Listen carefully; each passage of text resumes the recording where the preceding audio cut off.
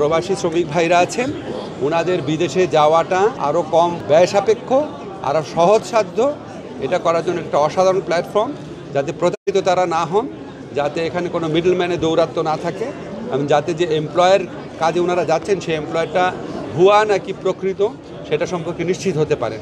আমরা বিশ্বাস করি এই প্ল্যাটফর্ম ইন্ট্রোডিউস হওয়ার ফলে আমাদের সেক্টরে দুর্নীতি, অনিয়ম এবং ভোগান্তি বহুলাংশে হ্রাস পাবে।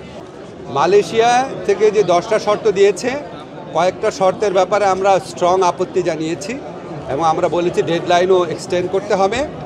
আমরা রিক্রুটিং এজেন্সির সাথে কথা বলে এই শর্তগুলোর কথা জানিয়েছি যে এগুলি মিট আপ করা সম্ভব না এবং এগুলি মিট আপ করতে গেলে এখানে সিন্ডিকেট হবে, আবার অল্প কয়েকটা বড় শুধুমাত্র রিক্রুটিং এজেন্ট সুযোগ পাবে। আমরা সেটা চাই না, আমরা চাই সুযোগ যতদূর সম্ভব অবারিত যেন করা হয়।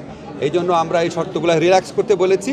তারা আমাদেরকে আশ্বাস দিয়েছে যে তারা এগুলি বিবেচনা করবে। তো তারা এগুলি রিল্যাক্স না করা পর্যন্ত এবং শ্রমবাজারটা আপনার সকল রিক্রুটিং এজেন্টদের জন্য যথাসম্ভব উন্মুক্ত না হওয়া পর্যন্ত আমরা তাদের সাথে যোগাযোগ এবং তাদের সাথে কূটনৈতিক আদান প্রদান অব্যাহত রাখব।